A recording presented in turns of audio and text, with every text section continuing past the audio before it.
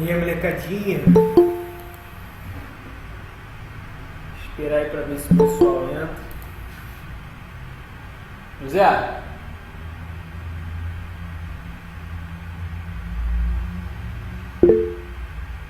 Carol. E aí, Pedro, tranquilão? Bom dia. Faz o pra mim. Pô, sério mesmo? Pega lá. Por favor.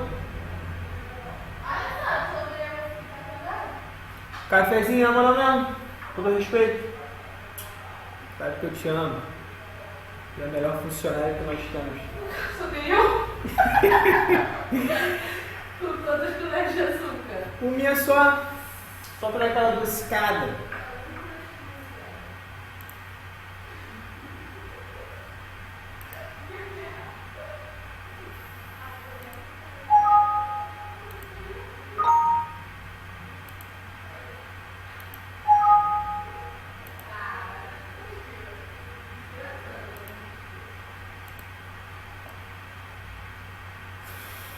Fala aí, mercadinho, vou botar o slide aqui, vê se aparece para vocês aí.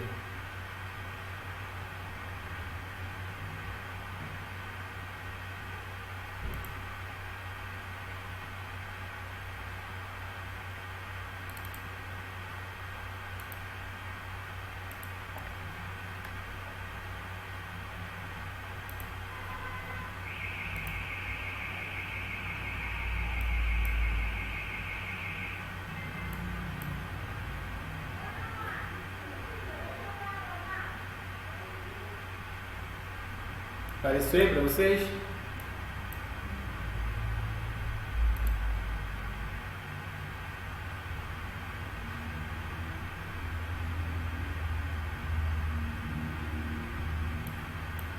Show de buenas, então.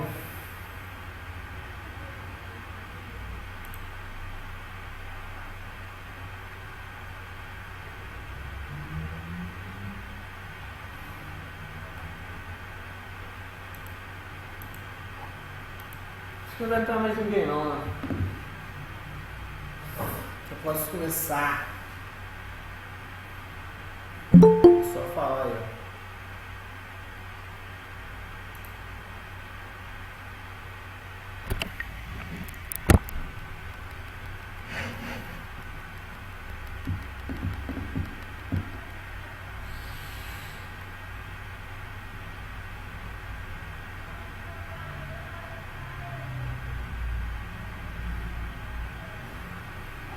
Então, beleza. Semana passada nós começamos a falar sobre fontes energéticas, não foi isso?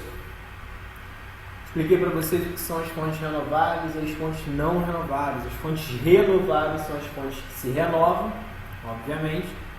São as fontes que você pode reutilizar.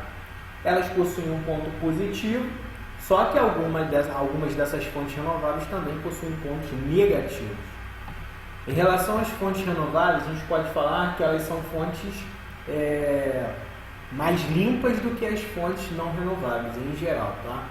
As fontes renováveis, muitas delas não emitem CO2 na atmosfera, não contribuem para o aquecimento global. As fontes renováveis, elas não contribuem com a chuva ácida, são fontes mais limpas. Muito obrigado. Isso é melhor. Beleza? Então são fontes mais limpas, fontes mais seguras. Só que elas também possuem pontos negativos. E semana passada eu falei que essas fontes renováveis, como a energia solar e a energia eólica, qual é o ponto negativo delas? Alguém lembra? Dessas fontes renováveis como a solar e a eólica. Qual é o ponto negativo? Não é que seja um ponto negativo, mas é um ponto que prejudica na ampliação dessa produção energética.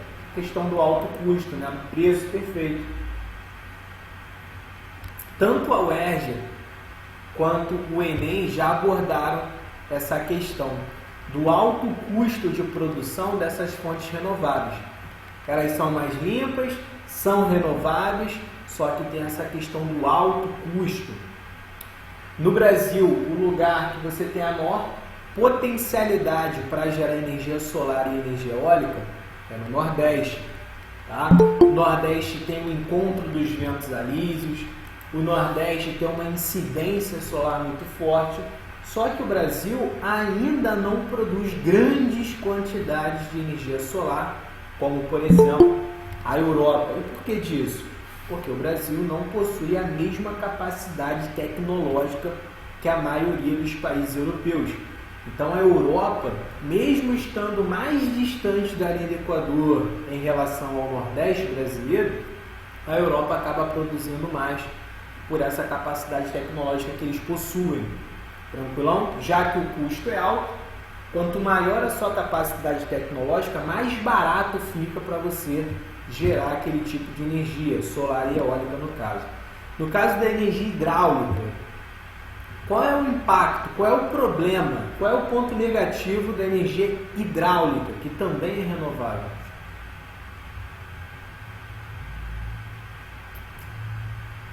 Perfeito, Tamires, a questão do alagamento, né, do represamento do rio. A energia hidráulica, ela também é uma fonte renovável, também diminui a emissão de CO2 na atmosfera, contribui menos em relação ao aquecimento global, como por exemplo a queima do carvão e do petróleo, tá? Só que tem esse ponto negativo. Para você gerar energia hidráulica, energia a partir da força do rio, você precisa represar o rio. E aí quando você represa o rio, o nível da água sobe. Então alaga uma área enorme que fica ao redor do rio, justamente por conta da barragem. Perfeito também. Beleza? O Ana também falou correto, problema no meio ambiente, tá? Você tem o alagamento, então você prejudica a fauna e a flora, isso é um problema ambiental. O alagamento provocado pelas represas, pelas barragens das usinas hidrelétricas também provoca um impacto social, lembra disso? Impacto social, geralmente a gente fala apenas do impacto ambiental, né?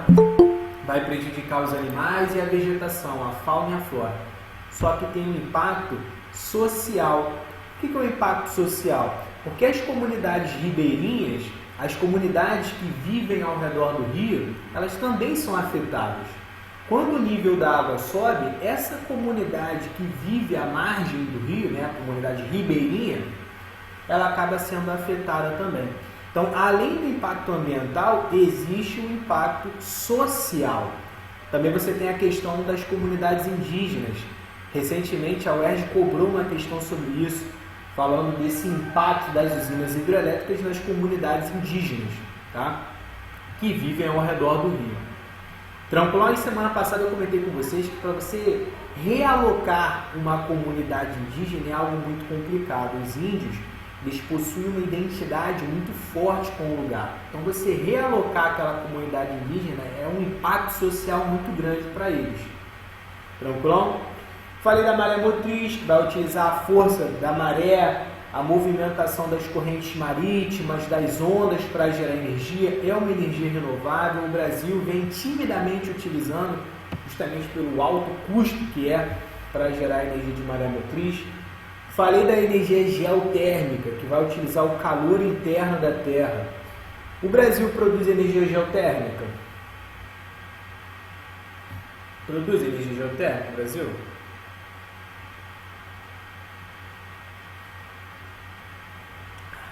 Alguém lembra? Alguém sabe me dizer? Não, né? Não produz, perfeito. Não possui energia geotérmica, por quê? Para você gerar energia geotérmica, que utiliza o calor interno da Terra, você precisa estar entre duas placas tectônicas. Beleza? E o Brasil está no centro de uma placa tectônica. A UERJ uma vez cobrou uma questão muito boa sobre energia geotérmica. Ela te dava um esquema, uma imagem, como funciona a energia geotérmica, né, utilizando o calor interno da Terra, para aquecer um reservatório de água, transformando essa água em vapor, o vapor passando em alta velocidade por uma turbina, beleza. Só que a UERJ queria, das alternativas abaixo, qual país tem a maior capacidade para gerar energia geotérmica. Te dava um mapa mundi, tá? Um mapa mundi, com as placas tectônicas, a divisão das placas tectônicas ao redor do planeta, e te dava 4 países na alternativa e te perguntava qual é o país que tem a maior capacidade para gerar energia. A UERJ, eu sempre falo isso, a UERJ gosta de cobrar mapa. Você que vai fazer o vestibular da UERJ, na minha opinião, é a melhor faculdade que existe, não é porque eu fiz faculdade não, eu amo a UERJ de coração. Você tem que entender o vestibular da UERJ. E a UERJ gosta de cobrar mapa. Tá? Então, quando você estiver estudando em casa, pelo livro ou pela internet, eles vão falar de um determinado assunto e embaixo eles vão te dar um mapa, te mostrando a localização daquela indústria, daquele fenômeno climático, eles vão te dar um mapa. Não pula o mapa. Olha o mapa. Estuda o mapa. Porque a UERJ gosta de cobrar localização dos países pelo mapa. Ela vai te dar um mapa e te perguntar onde localiza cada país, aonde você está encontrando determinado fenômeno no mapa, e aquele fenômeno que você está encontrando está ocorrendo em qual país? E foi o que aconteceu nessa questão. Te dá umas placas tectônicas e te perguntava qual era o país que tinha maior capacidade para gerar energia geotérmica, que é a Islândia. Por que a Islândia? Porque a Islândia, quando você dá uma olhada no mapa, ela fica entre 2 placas tectônicas. Então a capacidade dela para gerar energia geotérmica é muito grande. Aí quando você compara com os outros países que eles davam, os outros países estavam no centro de uma placa tectônica. Você tinha que saber a localização desses países e saber que para gerar energia geotérmica você precisa estar entre 2 placas tectônicas. Perfeito? E aí depois eu comecei a falar das fontes não renováveis. Falei que são fontes que não se renovam, fontes esgotáveis, fontes que demoram milhares de anos para se formar. Dei exemplo do petróleo, do carvão mineral, do gás natural, do xisto betuminoso, do urânio que é utilizado para gerar energia nuclear. São as fontes não renováveis. Falei que essas fontes renováveis geralmente elas são ligadas à questão da poluição, né? São fontes altamente poluidores. Tirando o gás natural, que tem uma queima mais limpa, e o gás de xisto, petróleo e carvão, o urânio para gerar energia nuclear são altamente poluentes. A queima do carvão mineral e a queima do petróleo libera muito poluente na atmosfera. Só que elas têm um ponto positivo. Alguém lembra qual é o ponto positivo? Por que essas fontes, mesmo sendo não renováveis, sendo esgotáveis, altamente poluentes, porque elas são amplamente utilizadas? Alguém lembra? São baratas, geralmente são baratas, né? O petróleo custa barato, o carvão mineral custa barato. Além disso, você tem a questão de deslocar essa energia, essa fonte energética, né, na verdade. Você transportar o petróleo, transportar o gás natural, essas fontes não renováveis, para você transportar é mais fácil. Acaba sendo mais barato. O gás você transporta por gasodutos, né? E petróleo você transporta de navio de um país para o outro, através de oleodutos também. São fáceis de transportar. Belezinha? Então hoje nós começaremos a falar sobre as fontes energéticas utilizadas no Brasil. E aí no final nós temos algumas questõezinhas para resolver. Questões da apostila de vocês, que é da apostila do Enem, e questão da UERJ. Belezinha? Então vamos lá. Falei também da matriz energética e a matriz elétrica. Tranquilão, e aí entra a questão do petróleo. O computador está meio lento aqui, você dá um clique e ele vai 2 slides. Beleza, vamos estudar o petróleo no Brasil, tá? Primeiro a gente vai estudar a matriz energética no Brasil. E aí lá no finalzinho nós estudamos um panorama geral sobre essas fontes em relação ao mundo. Então, em relação ao petróleo, coloquei aqui, ó, encontrado em área de bacia sedimentar. Isso já caiu na prova do Enem. O que é bacia sedimentar? Nós estudaremos ainda um conteúdo que é um conteúdo sobre o relevo, geomorfologia do Brasil, sobre o relevo, as estruturas geológicas, as placas continentais, né, as placas tectônicas. Nós estudaremos tudo isso. Vocês perceberão que o planeta, tá, todo o planeta ele é feito a partir de 3 estruturas geológicas basicamente. Nós temos os dobramentos modernos, dobramentos modernos, essa palavra dobramento, nós estudaremos, fica tranquilo, mas dobramento é a mesma coisa que montanha, beleza? É só para abordar algum conteúdo sobre montanha, pode falar como dobramento. Ao invés de eles usarem o termo montanha, eles vão usar dobramentos. Então nós temos alguns dobramentos espalhados pelo mundo, algumas montanhas, que se formam a partir do encontro de duas placas tectônicas. Essas duas placas, elas vão se pressionar e vão começar a dobrar, formando cadeias montanhosas. Beleza. Nós temos os escudos cristalinos. Os escudos cristalinos são formações geológicas muito antigas, diferentes da montanha, diferentes desses dobramentos que se formam a partir do encontro das placas. As montanhas crescem anualmente, beleza? Porque as placas continuam se dobrando. Agora, os escudos cristalinos são formações muito antigas, datadas da era pré-cambriana, nós estudaremos sobre isso. E nós temos uma outra estrutura geológica, que são as bacias sedimentares. O que são as bacias sedimentares? Bacias sedimentares são lugares onde ocorreram grandes acúmulos de sedimentos. O que é o sedimento? Sedimento é areia.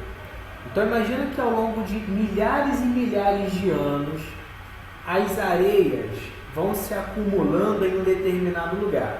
Tá? Você tem a areia saindo de uma rocha como a rocha do Pão de Açúcar, ela vai entrar em decomposição através do intemperismo. Essa decomposição acaba soltando a areia da rocha. Agora você imagina milhares e milhares de anos as areias saindo das rochas e caindo na parte mais baixa do relevo. A areia não vai evaporar, correto? A areia ela vai sair da parte mais alta para a parte mais baixa. A areia vai ser carregada pelo vento, vai ser carregada pela chuva e vai se acumular na parte mais baixa do relevo. Nessas áreas onde a areia, onde o sedimento se acumula, nós chamamos isso de bacias sedimentares. São lugares onde ocorreram grandes acúmulos de sedimento. Sedimento na geografia é a mesma coisa que areia, basicamente. Tá? Sempre que eu falar sedimento, é areia. Bacia sedimentar é uma bacia, é uma área do relevo com grande acúmulo de areia, grande acúmulo de sedimento. Então, por enquanto, o que é a bacia sedimentar? Por enquanto, ficou tranquilo para vocês? Bacia sedimentar é uma área do relevo aonde você teve um grande acúmulo de sedimento, um grande acúmulo de areia. Tranquilão? Então, deu para pegar o que é bacia sedimentar por enquanto, né? Qualquer dúvida, coloca aí, não deixa passar a dúvida, tá? Com dúvida, pergunta, eu repito essa merda 10 vezes, tá? Então, beleza. Bacia sedimentar foi. E aí a questão é, como que se forma o petróleo? O que tem a ver o petróleo com essa questão da bacia sedimentar?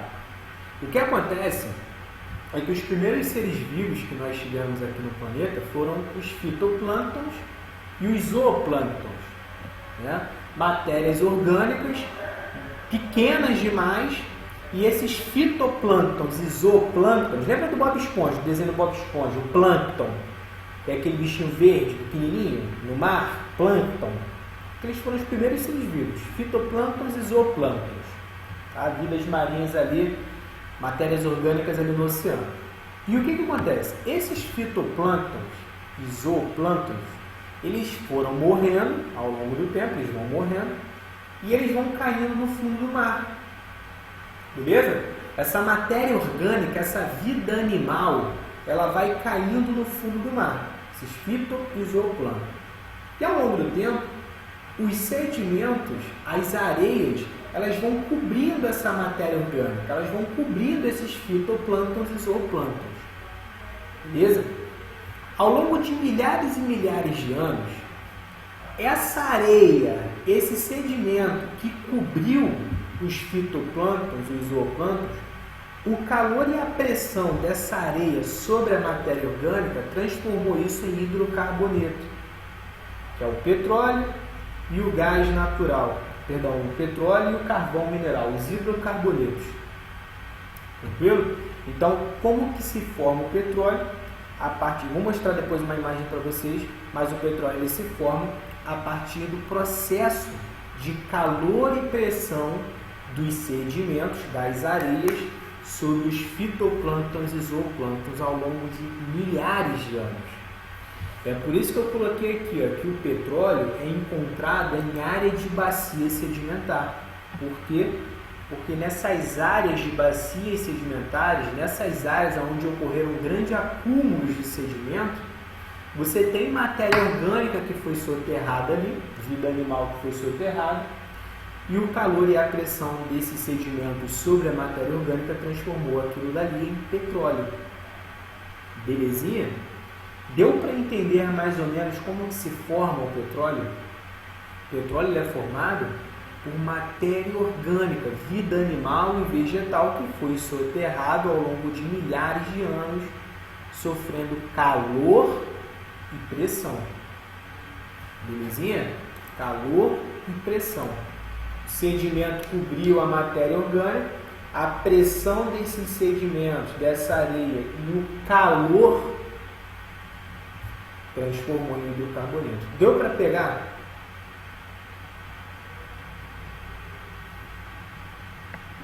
Show, né? Em área de bacia sedimentar, isso já caiu em prova, hein? Em área de bacia sedimentar, onde você tem acúmulo de areia, acúmulo de sedimento, a chance de você encontrar petróleo é grande. Então, pegou, certo? Né? Foi show de bola. Por exemplo, quando a gente fala aqui no Brasil que a maior exploração de petróleo que nós temos é na bacia de Campos, o que eu quero dizer com isso? Que o petróleo é extraído na bacia sedimentar de Campos. Não é a bacia, não é um lugar ali no continente, não. Bacia sedimentar de Campos fica em alto mar, em uma área onde você teve um grande acúmulo de areia, um grande acúmulo de sedimento. Belezinha? Bacia de Santos, a mesma coisa, é uma área de bacia sedimentar onde você teve um grande acúmulo de sedimento. E embaixo dessa areia, embaixo desse sedimento, você tem a matéria orgânica que foi sofrendo calor e pressão ao longo de milhares de anos.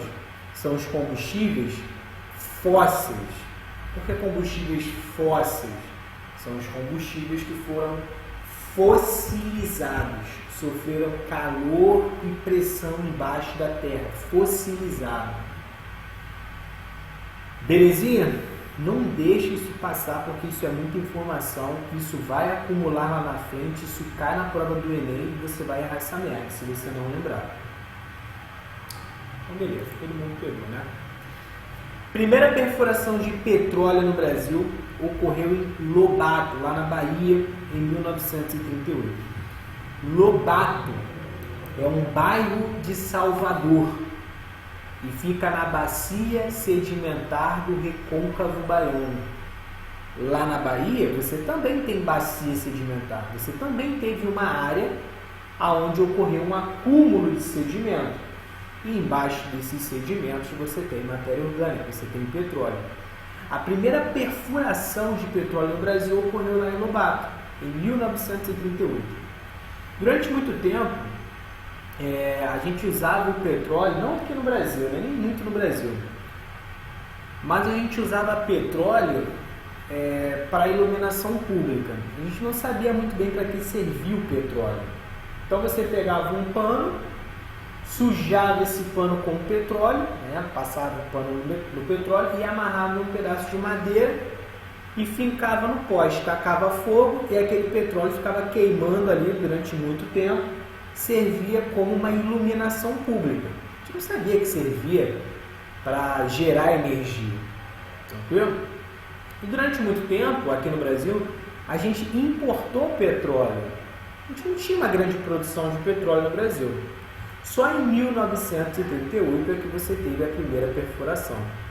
A população foi até o Recôncavo, tá? A população que morava ali em Lobato foi até ali a praia, o Recôncavo. Recôncavo é a área que fica ao redor da Bahia. Tá? Você tem a Baía de Guanabara, por exemplo. Imagina a Baía de Guanabara na sua cabeça.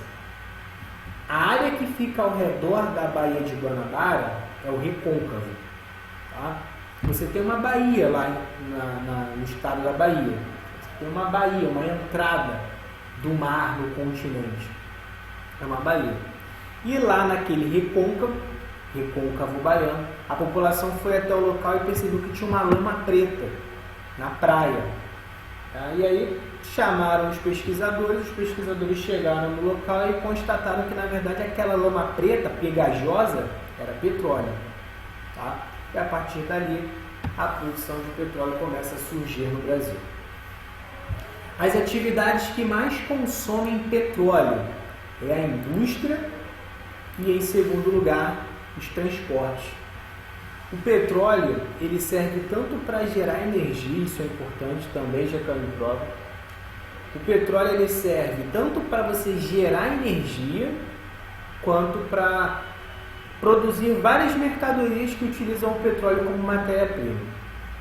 Quando você extrai o petróleo do fundo do mar, ele vem uma lama, como se fosse uma lama preta, pegajosa, preta. Tá? Você não pode pegar esse petróleo e jogar direto no seu carro. Não é assim que funciona. Você precisa pegar esse petróleo que está em estado bruto e refinar o petróleo. O que é refinar o petróleo? O que a Reduc ali em Caxias faz, a refinaria Reduc? O que ela faz? Ela pega o petróleo que foi extraído no fundo do mar, coloca esse petróleo em uma câmara de destilação, destilamento, que é você pegar o petróleo e aquecer o petróleo. Como se você pegasse o líquido do petróleo e tacasse fogo nele, aquecer o petróleo. O petróleo vai se transformar em vapor. Isso aí, destilação fracionada, correto. Você vai pegar o petróleo, vai aquecer, esse petróleo vai se transformar em vapor. Esse vapor ele vai passar por algumas câmeras de resfriamento, algumas gavetas de resfriamento. O gás bate naquela gaveta e se transforma novamente em líquido, em água, e cai na gaveta. Cada gaveta de destilação, cada gaveta você tem a geração de um produto diferente. Tá? Então, do petróleo, você produz, por exemplo, gasolina. Da destilação do petróleo, você produz querosene, que é utilizada como combustível de aeronave. Do petróleo, você produz material que é utilizado para produzir asfalto e plástico. Do petróleo, você tira produto que é utilizado para produzir sacos plásticos, analgésicos, utilizam componentes do petróleo, maquiagem utiliza componentes do petróleo, chiclete. Então, do petróleo, além de você gerar energia, vários outros produtos que você utiliza no seu dia a dia utilizam o petróleo como matéria-prima. Aquela garrafa PET que você compra quando vai pegar a Coca-Cola, aquela garrafa PET tem componentes do petróleo. Tá? É por isso que você não deve fazer como o meu vizinho, que colocava arroz dentro da garrafa PET e água.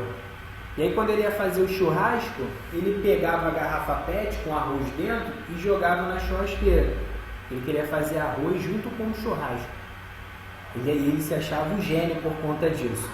Colocava a garrafa PET ali na churrasqueira para ir aquecendo e fazer o arroz. Então, quando você aquece a garrafa PET, que foi produzida a partir de matéria-prima do petróleo, alguns componentes químicos do petróleo eles começam a se soltar e se prendem ao arroz.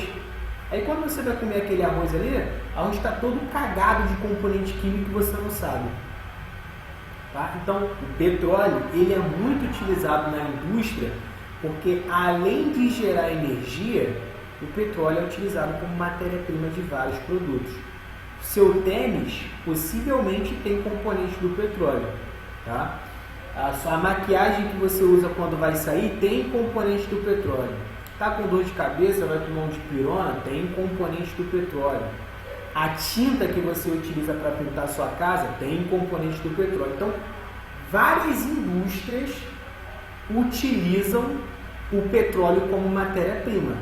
Por isso o petróleo ele é muito consumido. É por isso que o petróleo ele é tão disputado. É por isso que várias guerras foram provocadas, foram travadas por conta do petróleo. O petróleo, além de ser uma fonte energética, é uma questão geopolítica. Hoje nós temos alguns conflitos ocorrendo principalmente no Oriente Médio, alguns conflitos ocorrendo na Venezuela por conta do petróleo. Porque o petróleo manda, o petróleo movimenta a indústria e a indústria movimenta a economia. Para o país ficar rico, ele precisa exportar, ele precisa vender, a indústria dele tem que ser uma indústria forte, que é o que a China vem fazendo agora. A produção industrial da China vem superando a produção industrial dos Estados Unidos.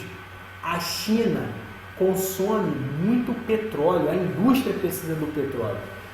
Justamente por conta disso, a indústria utiliza o petróleo como matéria-prima. Belezinha? Então, o Pedro perguntou, professor, até quando deve durar o atual estoque de petróleo? A projeção é que por volta de 2040, os estoques atuais de petróleo, eles comecem a ficar mais escassos.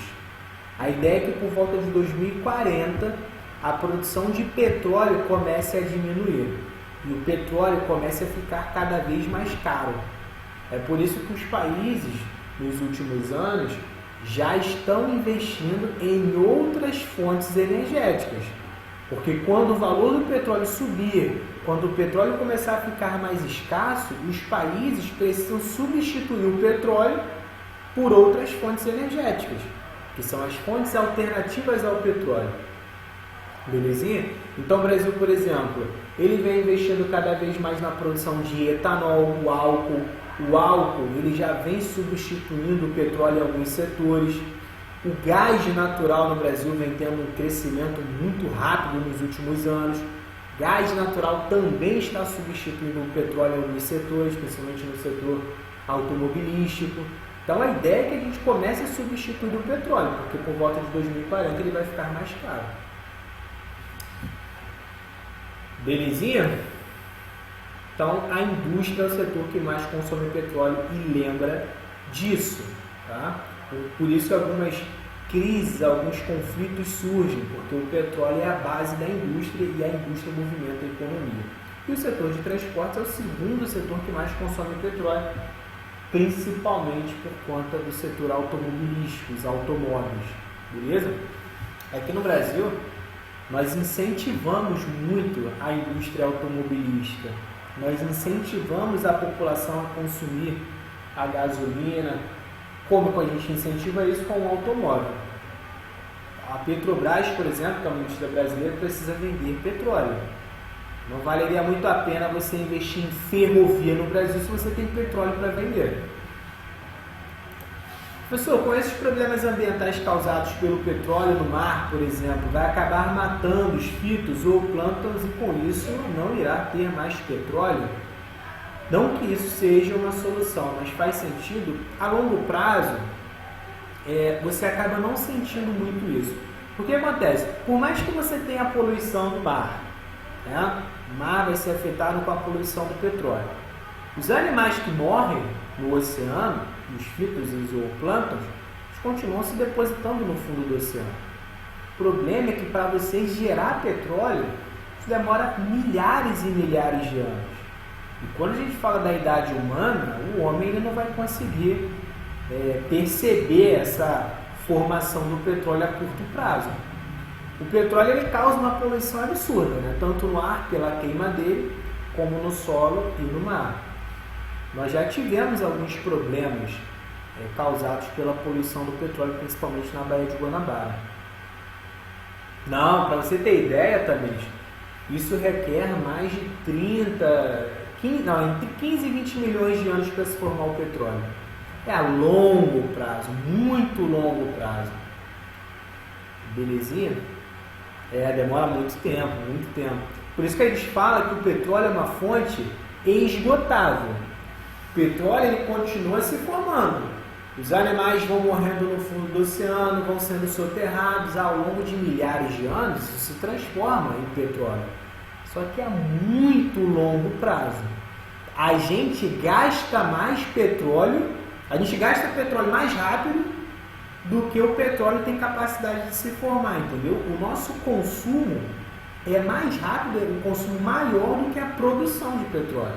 Por isso que a gente fala que é esgotável, porque vai chegar uma hora que a gente vai acabar consumindo, entre aspas, todos os petróleos disponíveis e só daqui a milhares e milhares de anos nós poderemos pegar novamente aquele petróleo para utilizar. Então, a gente fala que é uma fonte esgotável. Tranquilão? Belezinha? Então, vamos lá. Na década de 1940, houve um aumento no consumo por conta da política de expansão rodoviária. Foi o que eu falei. Quem é o presidente que eu pedi para vocês lembrarem? Quem é o presidente que incentiva mais o rodoviarismo no Brasil? O rodoviarismo, alguém lembra? Aquele presidente que expandiu a malha rodoviária no Brasil. Perfeito, JK, Juscelino, show de bola, é isso aí. Juscelino, ele assumiu o país na década de 50 e na época a Petrobras já havia sido criada por Getúlio Vargas. Aqui no Brasil, a gente incentiva muito a indústria automobilística, principalmente na década de 40, 50, quando a indústria automobilística começa a bombar no mundo inteiro. O Brasil queria atrair essas indústrias automobilísticas para o Brasil, esses automóveis estrangeiros para o Brasil, e ao mesmo tempo que ele queria atrair essas indústrias para o Brasil queria ganhar dinheiro com o petróleo. Nós começamos a produzir o petróleo, na década de 50 a Petrobras é criada, a gente tem a Petrobras, então a gente precisa ganhar dinheiro com o petróleo. E naquela época os automóveis utilizavam basicamente a gasolina. Hoje nós temos automóvel a gás, a álcool, mas na década de 50, por exemplo, o que mandava era a gasolina. Então, o incentivo à produção automobilística do Brasil, a circulação de automóveis no nosso país se dá também por conta disso, por conta do petróleo. O Brasil começa a produzir petróleo e precisa ganhar dinheiro com isso. Se você não tivesse muito automóvel circulando no nosso país, o lucro que você teria com a Petrobras seria menor. Então, para você aumentar o seu lucro com a Petrobras, você precisa ter mais automóveis circulando no país. E para você ter mais automóveis circulando pelo país, você precisa ter uma malha rodoviária maior. Por isso que JK expande a malha rodoviária do Brasil para encharcar o nosso país de automóveis e assim, consequentemente, lucrar com a Petrobras. Tranquilão? Vamos lá, dando continuidade. Na década de 50 e 70, o consumo de petróleo foi superior a... vocês tinham perguntado alguma coisa. Na década de 50 e 70, o consumo de petróleo foi superior à produção interna. Na década de 50 e 70, o número de automóveis no Brasil dispara. Na década de 50 nós tivemos JK, que aumentou a malha rodoviária, então o número de automóveis disparou. Resultado, nós tivemos mais petróleo sendo consumido do que sendo produzido. A gente consumia mais do que produzia. Por conta disso, nós precisamos importar, na década de 50 e 70, nós importamos parte do petróleo que era consumido aqui. E outra coisa, o petróleo no Brasil, ele é um petróleo que não é muito bom. Ele é um petróleo grosso, petróleo bruto. Por que isso é ruim? Porque esse petróleo mais bruto, mais mais pesado, você gasta mais para refinar. Aí não vale muito a pena, às vezes, você gastar com refinarias, se você, para refinar o petróleo, vai gastar muito. Compensa mais, em algumas ocasiões, você simplesmente importar a gasolina já pronta. Ou você importar um petróleo de melhor qualidade, onde você vai gastar menos para refinar. O petróleo brasileiro tem essa desvantagem, tá? É um petróleo mais bruto, mais pesado, onde a gente gasta mais para refinar. Por isso que, em alguns momentos, nós precisamos importar o petróleo de melhor qualidade. Após o primeiro e o segundo choque do petróleo, em 1973, você teve o primeiro choque. Nós falaremos sobre isso também. E em 1979, segundo choque. Com isso, o país aumentou a produção de petróleo. Que merda é essa de choque? O que aconteceu? Na década de 70, nós tivemos alguns conflitos ali no Oriente Médio. Tá? E esses conflitos que ocorreram ali no Oriente Médio fizeram o valor da gasolina disparar, o valor do petróleo disparar. O Oriente Médio acaba tendo uma produção de petróleo muito forte, eles praticamente mandam na exportação de petróleo mundial. Então, com esses conflitos que ocorreram ali no Oriente Médio, o valor do petróleo disparou. E como o Brasil, na época, importava muito petróleo, isso afetou a nossa economia. Porque, com o valor da gasolina ficando mais caro, o Brasil precisaria gastar mais para importar esse petróleo. E o que o Brasil faz? Sabendo disso, sabendo que a gasolina ficou mais cara, o Brasil aumenta a produção de petróleo na década de 70. Já que o petróleo ficou mais caro, então a gente simplesmente produz mais para compensar esse valor. Começa a produzir aqui no nosso país o petróleo ao invés de a gente importar. Belezinha? Então por isso que eu coloquei aqui. Ó. Quem gosta de cobrar essas questões assim é a UERJ. Tá? A UERJ gosta de cobrar gráficos, imagens. Então, se ela simplesmente colocar um gráfico da produção de petróleo no Brasil e na década de 70 você perceber que a produção de petróleo no nosso país disparou, a produção naquela faixa, naquela década aumentou, você tem que lembrar disso. Você tem que lembrar que na década de 70 o valor do petróleo disparou no mundo inteiro. E por conta disso, o Brasil aumentou a produção interna. Lembra desse choque do petróleo que nós falaremos melhor sobre isso mais à frente. No Brasil, predomina a produção de petróleo em plataforma continental. A produção de petróleo ela pode ser feita em alto mar ou em terra, né? Ou no continente. Quando a extração de petróleo é feita em alto mar, a gente fala que é plataforma continental. Produção de petróleo em alto mar é produção de petróleo em plataforma continental. E aqui no Brasil predomina a produção de petróleo em plataforma continental, em alto mar. A Petrobras tem uma das maiores tecnologias do mundo em extração de petróleo em alto mar. A Petrobras ela causa inveja no mundo inteiro pelo seu poder tecnológico de extrair petróleo em alto mar. Porque quando a gente fala dos Estados Unidos, por exemplo, a maior parte da produção de petróleo lá dos Estados Unidos é feita em terra. Para você extrair petróleo em terra, no continente, fica mais barato. Para você extrair em alto mar, você precisa ter uma tecnologia avançada para diminuir os custos. E o Brasil possui uma tecnologia avançada. É por isso que o Brasil consegue produzir grande parte do seu petróleo em alto mar, em plataforma continental. Ou pode cair na sua prova também como offshore. Vou até botar aqui. Ó. Offshore. Quando a extração de petróleo é feita em alto mar. Offshore, que é o que acontece no Brasil. Quando é em alto mar, pode cair na sua prova como offshore ou plataforma continental. E quando a extração é em terra, extração no continente, tá? Ou onshore, onshore, em terra. Belezinha? No Brasil, nós temos algumas produções de petróleo muito boas em alto mar, que fica na Bacia de Campos e na Bacia de Santos. Tá? Vou mostrar uma imagem para vocês sobre isso. Criada a Petrobras em 1953, sob o slogan "O petróleo é nosso".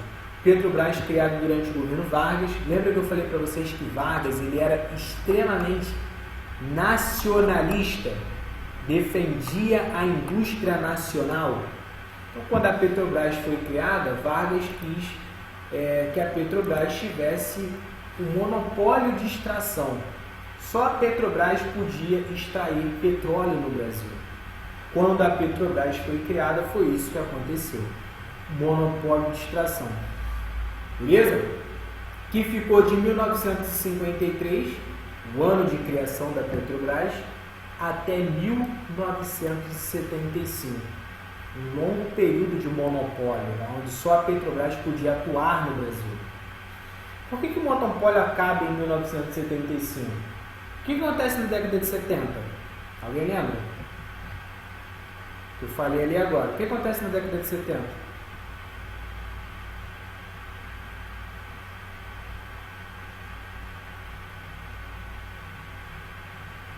Alguém? Década de 70. Isso aí, o choque do petróleo, a crise, o alto preço do petróleo. Com o petróleo ficando mais caro, o Brasil precisava produzir mais, correto? E a Petrobras não estava dando conta. Então o Brasil simplesmente acaba com o monopólio da Petrobras e permite que outras petrolíferas possam extrair o nosso petróleo, Então, algumas petrolíferas vieram para o Brasil para extrair o nosso petróleo e aumentar a nossa produção. Por isso que o monopólio acabou. Aí depois volta em 88 e permanece até 1995. Hoje, e isso é bom para vocês, hoje a Petrobras não tem mais um monopólio de extração de petróleo. Não tem. Você tem algumas empresas privadas, além da Petrobras, que estão em alto mar extraindo o nosso petróleo. Inclusive, não sei se vocês lembram, o que é o monopólio? Como assim monopólio, Tamis? Quando a gente fala monopólio, o que é monopolizar? Você tem namorado, Tamis? Tem namorado? Imagina você ter namorado, não sei se tem, mas imagina você ter namorado. Tem não, né? Mas beleza, imagina que você tenha namorado. O namorado não é só seu? A gente não vive na monogamia? Se você tivesse namorado, o namorado seria só seu, a não ser que você tenha um relacionamento aberto. Você não teria um namorado, ele não seria só seu. Você teria um monopólio sobre o seu namorado. Não é brincadeira, mas você teria um monopólio sobre o seu namorado. Outras pessoas não poderiam namorar com o seu namorado. Isso é um monopólio. Quando você monopoliza, só você tem o acesso, só você controla, é o monopólio. Belezinha? Quando a gente fala da Petrobras, o monopólio da Petrobras era um monopólio de extração, era um monopólio de refino, era um monopólio de distribuição, de venda. Só a Petrobras podia extrair petróleo, ela tinha um monopólio, beleza? Isso é um monopólio. Só que hoje a Petrobras não tem mais um monopólio. A Petrobras não é a única empresa que pode extrair petróleo no Brasil.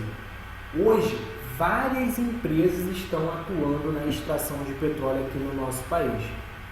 Eu não sei se vocês lembram, mas no início do ano, extraindo para nós ou para eles, em algumas ocasiões, em algumas parcerias, a empresa extrai o petróleo e o Brasil compra o petróleo dessa empresa.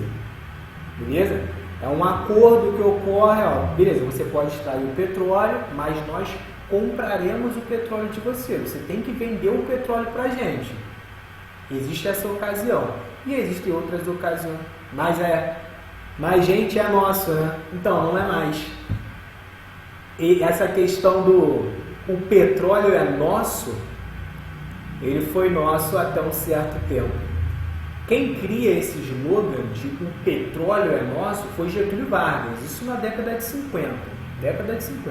Hoje, em 2020, não existe mais essa questão do petróleo é nosso. A extração de petróleo hoje, algumas empresas privadas podem extrair.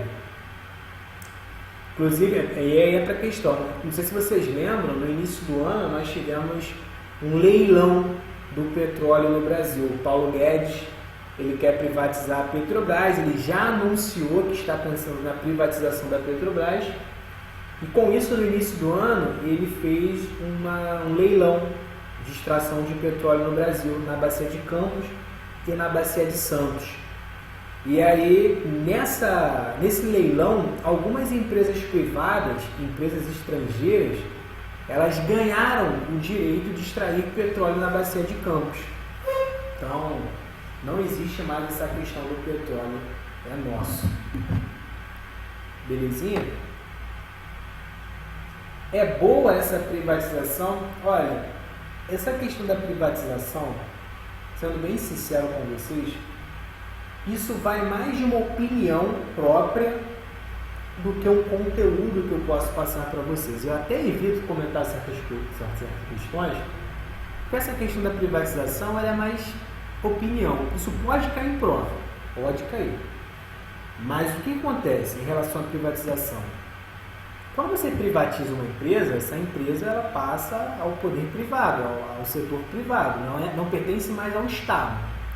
Como, por exemplo, a Vale. A Vale, a Companhia Vale do Rio Doce, era uma empresa do Estado, criada por Getúlio Vargas também, assim como a Petrobras. Só que a Companhia Vale do Rio Doce ela foi privatizada. O que argumentaram na época? Argumentaram que o Estado não estava conseguindo mais administrar a Vale, o Estado não estava conseguindo ter grandes lucros com a Vale e não valia mais a pena você ter a Vale como uma empresa estatal. E esse era o discurso na época. Nós não estamos mais conseguindo investir na Vale, a Vale está ficando obsoleta, a Vale está dando mais prejuízo do que lucro, então vamos vender. Deixe uma empresa privada, uma empresa do setor, uma empresa do ramo comprar a nossa empresa e o que acontece? A gente vai arrecadar o dinheiro com a venda, essa é a questão inicial da privatização. Se a empresa pertence ao Estado, você vai vender essa empresa, o dinheiro que você ganhou com a venda, você pega esse dinheiro e investe. Investe em infraestrutura para o país, investe na área da educação. Aqui no Rio de Janeiro, por exemplo, o governador anunciou que quer vender a SEDAI e quer pegar esse dinheiro da SEDAI para diminuir um pouco os custos que nós tivemos com a Covid. Falou que o estado do Rio de Janeiro está enfrentando uma crise absurda por conta do corona e não está dando conta de arcar com os custos. Então nós precisamos vender a SEDAI para pegar esse dinheiro da SEDAI e pagar os funcionários, pagar as empresas privadas que prestam serviços para o Estado. Nós pagaremos esses custos com o dinheiro da SEDAI, com a venda da SEDAI. E esse foi o argumento na época com a venda da Vale. Esse está sendo o argumento hoje com uma possível privatização dos Correios, uma possível privatização da Petrobras. Há também o debate da privatização do Banco do Brasil. Então, assim, existe essa questão de você privatizar para pegar o dinheiro com a da venda e investir.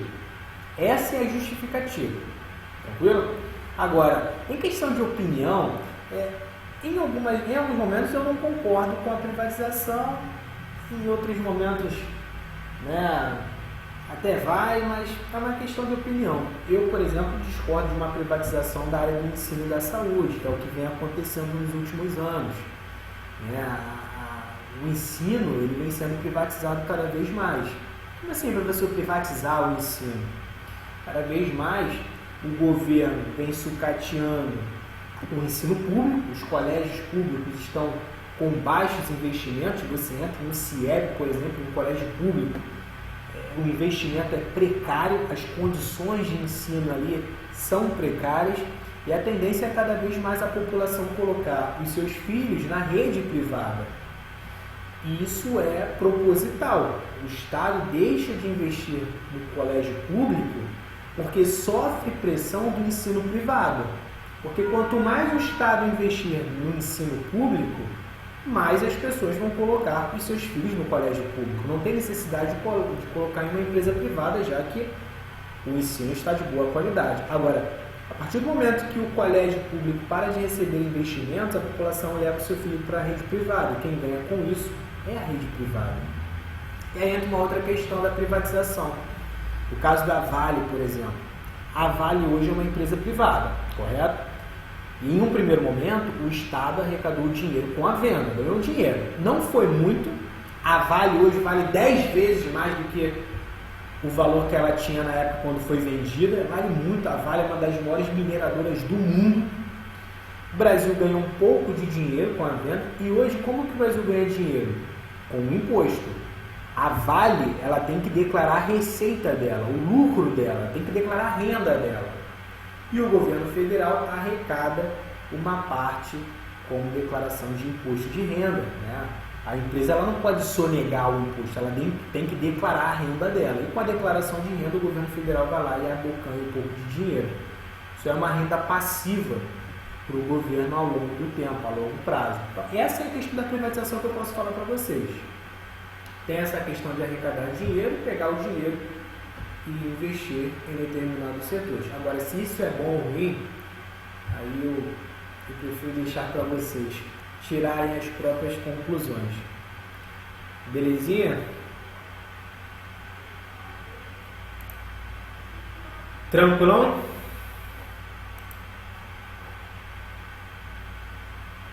Foi, né? Então, dando continuidade, a nossa aula está acabando já. Só vou passar mais 2 slides, é coisa rápida, e aí a gente resolve uma questãozinha. Na bacia de Campos, o campo de maior extração é o do Roncador, que é isso aqui. Ó. Vou mostrar umas imagens, acho que fica melhor para vocês compreenderem. Vendo essa imagem aí? Aqui ó, é o estado do Rio de Janeiro. Tá vendo? É o litoral do Rio de Janeiro aqui. Ó. Olha o litoral aqui do Rio de Janeiro. Tá vendo? Aí beleza, ó, a armação de Búzios aqui, Cabo Frio, é o Rio de Janeiro aqui, ó, o litoral.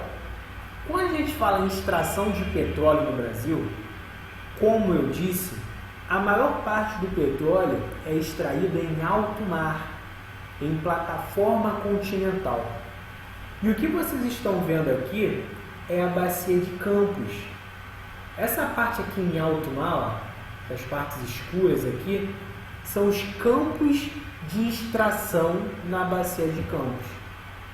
Tem alguns campos, algumas áreas de extração de petróleo, são os campos de extração. E esses campos aqui fazem parte da bacia sedimentar de Campos. Perceba que são vários campos de extração, tá vendo? Vários campos. O maior que nós temos hoje é o campo do Roncador. Então você tem essas plataformas aqui, você precisa extrair o petróleo, levar o petróleo até o continente e no continente esse petróleo é refinado. E a partir do refino você tem vários outros subprodutos que são utilizados na indústria. É por isso que a maior parte das refinarias no Brasil estão na região centro-sul. Por quê? Porque é na região centro-sul do Brasil que você tem a maior concentração industrial. E é a indústria que utiliza o petróleo como matéria-prima. Então, para evitar os deslocamentos, você coloca essas refinarias no centro-sul para aproveitar o petróleo. Belezinha? Outra imagem aí, ó. Tá vendo essa área rosa aqui? É a área do pré-sal. Recentemente, o Brasil anunciou a descoberta de uma grande quantidade de petróleo aqui no nosso país. Só que essa grande quantidade de petróleo ela está a mais de 7.000 metros de profundidade. 7.000 metros de profundidade. É uma grande reserva de petróleo que está abaixo de uma camada de sal. Nós chamamos essa reserva de petróleo de área do pré-sal. Pré-sal, embaixo do sal, abaixo do sal. É uma camada muito grande. Para vocês terem uma ideia, ela vai do Espírito Santo até Santa Catarina. Essa área rosa aqui é a camada do pré-sal. Tá? O Brasil, com a descoberta do pré-sal, o Brasil se tornou autossuficiente em petróleo. O que eu quero dizer com autossuficiente em petróleo? É que o Brasil consegue produzir o petróleo que é consumido aqui. Nós produzimos todo o petróleo que é consumido aqui. Só que em alguns momentos vale mais a pena você exportar esse petróleo e comprar novamente em outra forma, como gasolina, como querosene. O Brasil não investe muito em refinaria, justamente pelo que eu disse. O petróleo brasileiro ele é mais pesado, ele é bruto, você gasta mais para refinar. Mas nós temos muito petróleo no nosso país. Outra imagem para vocês, tá vendo? Número de refinarias. Perceba que a quantidade de refinarias na região sudeste e na região sul é uma quantidade muito grande. Por que as refinarias, a maior parte delas estão aqui no centro-sul? Porque é nessa região que você tem a maior concentração industrial. Bem simples. As indústrias, elas utilizam o petróleo refinado. Então, as refinarias precisam estar aqui. Para você não ter um gasto muito grande na hora de deslocar esse petróleo refinado. Porque se você refina o petróleo em um lugar muito distante, na hora de você trazer esse petróleo destilado para o Rio de Janeiro, para São Paulo, você gasta muito com o transporte. E a indústria acaba gastando mais com a produção. Belezinha, belezinha? Posso resolver algumas questões com vocês, alguns exercícios? Está vendo que esse conteúdo, ele é um conteúdo amplo, tá? Ele é grande. Eu não quero pular esse conteúdo com vocês, sair pulando, porque ele é bastante cobrado em prova, tá? Ele é cobrado em prova. Isso vale a pena a gente estudar. Eu vou resolver uma questão com vocês que está na apostila. Para quem quiser olhar a apostila, a gente vai resolver uma questão da página 366, página 366, questão número 11. Página 366, questão número 11. Eu recomendo vocês pegarem a apostila e resolverem comigo, praticar comigo, e já anotar a sua resposta lá. Por isso que eu estou pedindo para vocês pegarem a apostila, para resolver e colocar a resposta lá, colocar como uma questão feita. Tá todo mundo com a apostila aí? Tem alguém que vai pegar ainda? Eu espero. Posso fazer? Posso resolver?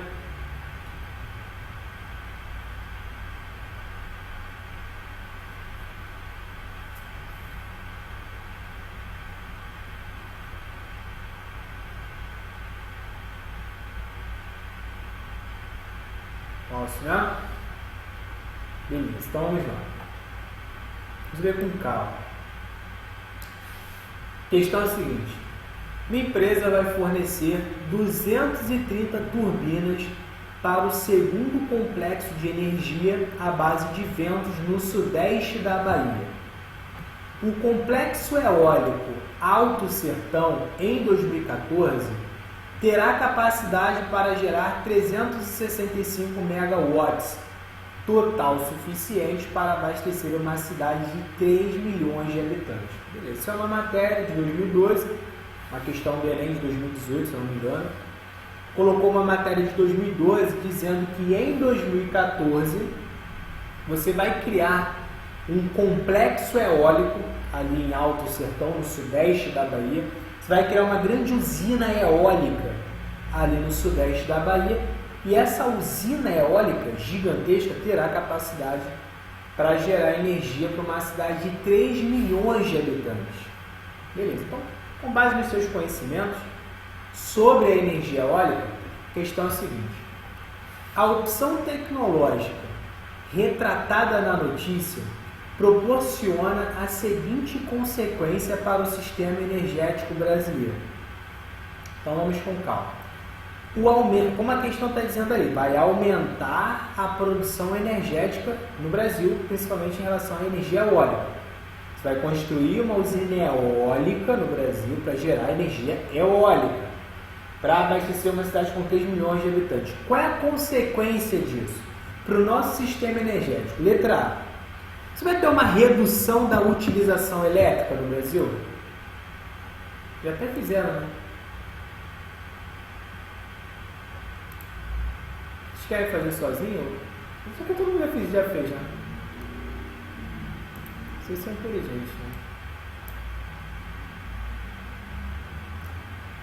Então, olha só. Letra A: com o aumento da energia eólica, com a ampliação da energia eólica, você vai ter uma redução da utilização elétrica? Não. Se ele está falando que vai aumentar a geração de energia eólica, a energia eólica ela é utilizada para gerar energia elétrica, certo? A fonte eólica, perdão. A fonte eólica é utilizada para gerar energia elétrica. Se você vai aumentar a utilização dessa fonte eólica, é porque o consumo de energia elétrica está aumentando. Você não vai gerar energia eólica à toa.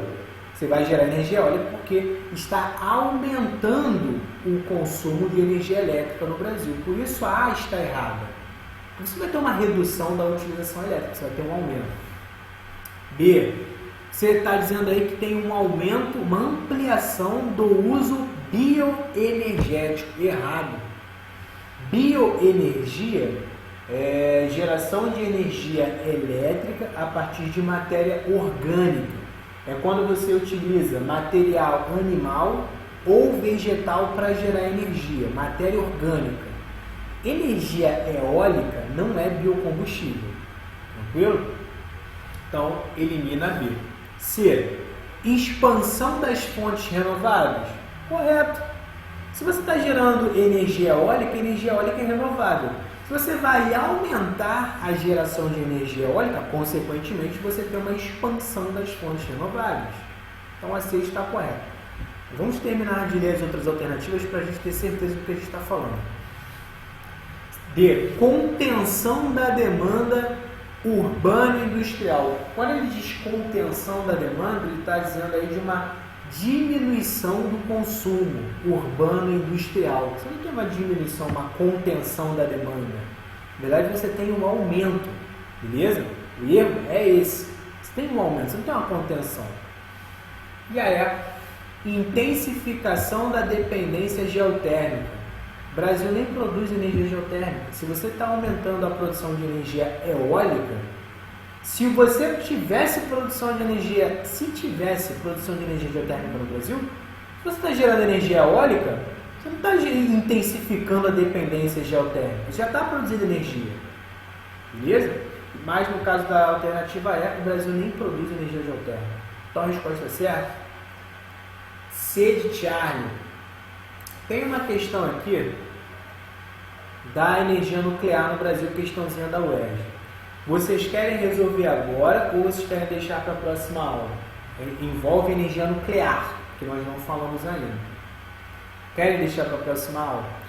Eu vou mandar esse slide aqui, eu vou mandar ele todo lá no grupo para vocês. Porque aí ao longo da semana vocês já podem estudar, podem dar uma olhada, podem lapidar para na próxima aula vocês já virem afiados. Vocês querem fazer isso? Deixar para a próxima aula? Melhor, né? Então beleza. Qualquer dúvida que vocês tiverem ao longo da semana, coloquem a dúvida lá para mim que eu respondo. Sou obrigado a responder, respondo na maior boa vontade.